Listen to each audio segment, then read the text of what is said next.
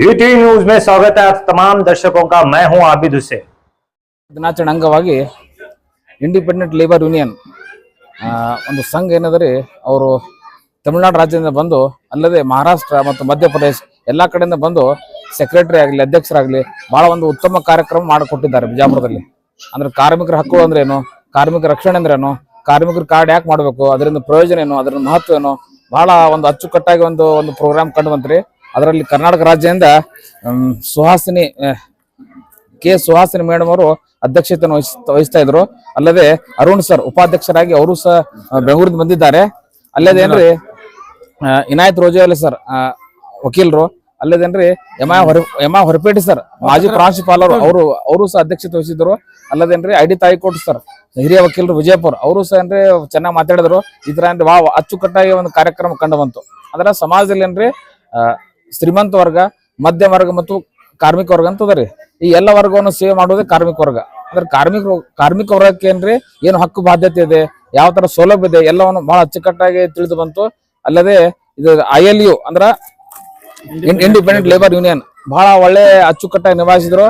ತಮಿಳುನಾಡು ರಾಜ್ಯದಿಂದ ಮತ್ತು ಮಧ್ಯಪ್ರದೇಶ, ಮಹಾರಾಷ್ಟ್ರ ಮತ್ತು ಬೆಂಗಳೂರಿನ ಅರುಣ್ ಸರ್ ಆಗ್ಲಿ ಎಲ್ಲರೂ ಬಹಳ ಒಳ್ಳೆ ಕಾರ್ಯಕ್ರಮ ತಿಳಿದು ಬಂತು.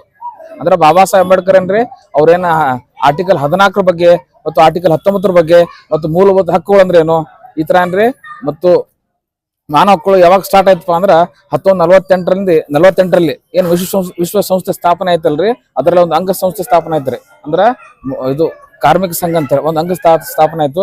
ಅದರ ಬಗ್ಗೆ ಸುದೀರ್ಘ ಚರ್ಚೆ ಆಯ್ತು. ಈ ತರ ಬಹಳ ಯಶಸ್ವಿಯಾಗಿ ಒಂದು ಪ್ರೋಗ್ರಾಮ್ ಕಂಡು ಬಂತು. ನನ್ನ ಹೆಸರು Usman Basha Algur, joint secretary Vijayapura bar. Karnataka ರಾಜ್ಯದ ILU ಅಧ್ಯಕ್ಷರಾದ ಸುಹಾಸಿನಿ ಮೇಡಮ್ ಅವ್ರಿಗೆ ನಾನು ತುಂಬರದ ವಂದನೆ ಸಲ್ಲಿಸ್ತಾ ಲಾಟ್ ಆಫ್ ಥ್ಯಾಂಕ್ಸ್. ಯಾಕಂದ್ರೆ ಇಲ್ಲಿ ಬಹಳ ಅಚ್ಚುಕಟ್ಟಾಗಿ ಒಂದು ಪ್ರೋಗ್ರಾಮ್ ಕೊಟ್ಟರು ಅವರು. ಅಲ್ಲಿಂದ ಬೆಂಗಳೂರಿಂದ ಬಂದ್ರು ಸಹ ವರುಣ್ ಕುಮಾರ್ ಸರ್ ಅಲ್ಲಿ ವೈಸ್ ಪ್ರೆಸಿಡೆಂಟ್ ಆಫ್ ILU ಮತ್ತು ರಾಘವಿ ಮೇಡಮ್ ಫ್ರಮ್ ತಮಿಳುನಾಡು, ಇವರು ಸಹ ಬಹಳ ಚೆನ್ನಾಗಿ ಒಂದು ಇದರಲ್ಲಿ ನಡೆಸ್ಕೊಟ್ರು ಫಂಕ್ಷನ್. ಯಾಕಂದ್ರ ಇವತ್ತು ಮಾನವ ಹಕ್ಕುಗಳ ದಿನಾಚರಣೆ ಇದೆ, ಅದ್ರ ಜೊತೆಗೆ ಏನ್ರಿ ಕಾರ್ಮಿಕ ದಿನಾಚರಣೆ ಸಹ ಅದ್ರ ಬಗ್ಗೆ ಏನ್ರಿ ಕಾರ್ಮಿಕರು ಏನ್ ಹಕ್ಕುಗಳು ಏನದ, ಅದು ಅವ್ರ ಬಗ್ಗೆ ಏನದ, ಕಾರ್ಡ್ಸ್ ಬಗ್ಗೆ ಆಗ್ಲಿ, ಅವ್ರ ಆರೋಗ್ಯ ಬಗ್ಗೆ ಆಗ್ಲಿ ಬಹಳ ಚೆನ್ನಾಗಿ ಅಚ್ಚುಕಟ್ಟಾಗಿ ನಡೆಸ್ಕೊಟ್ರು.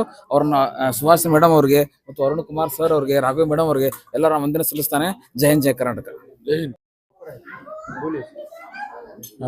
मैं नरेंद्र जारोंडे, स्वतंत्र मजदूर यूनियन का राष्ट्रीय उपाध्यक्ष, और मेरे साथ है हमारे दूसरे राष्ट्रीय उपाध्यक्ष डॉक्टर KP स्वामीनाथन जी, हमारी कर्नाटका स्टेट की इंडिपेंडेंट लेबर यूनियन की अध्यक्षा सुभाषिनी मैडम जी, राघवी मैडम जी, और मेरे साथ है महाराष्ट्र के इंडिपेंडेंट लेबर यूनियन के सहसचिव गणेश उके जी।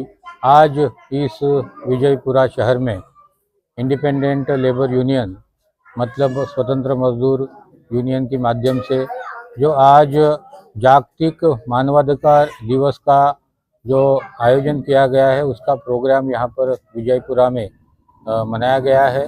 तो हमारे मानवाधिकार क्या है और उस मानवाधिकार को प्राप्त करने के लिए हमें क्या करना है, इस पर चर्चा आज के इस कॉन्फ्रेंस में की गई। मानवाधिकार को हम समझते हैं कि हमको अन्न वस्त्र निवारा मिलना चाहिए, हमें शिक्षा मिलनी चाहिए, हमें आरोग्य सुविधाएं मिलना चाहिए, और यह सभी सुविधाएं हमें संविधान के माध्यम से मिली है, जिसको हम हमारे फंडामेंटल राइट्स बोलते हैं। लेकिन फंडामेंटल राइट्स को हमें हासिल करने के लिए हमें संगठन बनाने की ज़रूरत है, हमें संघर्ष करने की ज़रूरत है, हमारे संगठन के माध्यम से हमें आगे आने की ज़रूरत है। तो इस पर चर्चा आज के इस कॉन्फ्रेंस में की गई है। और यह जो स्वतंत्र मजदूर यूनियन है वह संगठित और असंगठित यानी ऑर्गेनाइज और अनऑर्गेनाइज सेक्टर के कर्मचारियों के लिए, कामगारों के लिए काम करती है, और देश के तकरीबन 50 उद्योगों में इसका कार्यक्षेत्र है, और देश के सभी राज्यों में इस स्वतंत्र मजदूर यूनियन के माध्यम से संगठित असंगठित कामगारों को इकट्ठा करने का, संगठित करने का काम चल रहा है। और हमको आशा है कि जो संवैधानिक अधिकार, जो हमें ह्यूमन राइट्स, जो हमें मानवाधिकार संविधान के माध्यम से प्राप्त हुए हैं, वह सभी कामगारों को, इस देश के सभी शोषित, दलित, पीड़ित और आदिवासी लोगों को प्राप्त कर देने के लिए स्वतंत्र मजदूर यूनियन देश भर में काम कर रही है।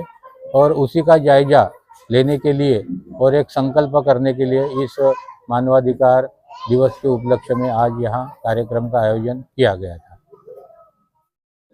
ನಮಸ್ಕಾರ, ನನ್ನ ಹೆಸರು ಅರುಣ್ ಅಂತ. ನಾನು ಬ್ಯಾಂಗ್ಳೂರಿಂದ ಬಿಜಾಪುರ ಬಂದಿದ್ದೀನಿ. ಒಂದು ನಿಮಿಷ, ಏನು ಇಂಡಿಪೆಂಡೆಂಟ್ ಲೇಬರ್ನಿಂದ ನಮ್ಮ ಕಾರ್ಮಿಕರ ಜನಕ್ಕೆ ಗೌರ್ಮೆಂಟ್ನಿಂದ ಅವ್ರಿಗೆ ಬೇಕಾಗಿರೋದು ಸೌಲಭ್ಯಗಳು ಮಾಡಿಕೊಡೋಕ್ಕೆ ನಾವು ಬ್ಯಾಂಗ್ಳೂರಿಂದ ಬಂದಿದ್ದೀವಿ. ಫಂಕ್ಷನ್ ಚೆನ್ನಾಗಿ ಮಾಡಿಕೊಟ್ರು ನಮ್ಮ ಉಸ್ಮಾನ್ ಸರ್ ಅವರು. ನಮ್ಮ ಇವರೆಲ್ಲ ಮೀಟಿಂಗಲ್ಲಿದ್ದಾರೆ, ಆಮೇಲೆ ಮಾತಾಡ್ತಾರೆ. Thank you. Selvakumar from Tamil Nadu. I am General Secretary of ILU in Tamil Nadu. We are conducting the program here today. It is a very good program. It is human rights as a labor rights. மனித உரிமைகளும் தொழிலாளர் உரிமையே என்கிற அந்த இந்த கருத்தரங்களை இன்றைக்கு நாங்கள் கர்நாடக மாநிலத்தினுடைய தலைவர் திருமதி சுபாஷினி அவர்களும் செயலாளர் திரு அருண்குமார் அவர்களும் இங்கே மிக சிறப்பாக ஏற்பாடு செய்திருந்தார்கள்.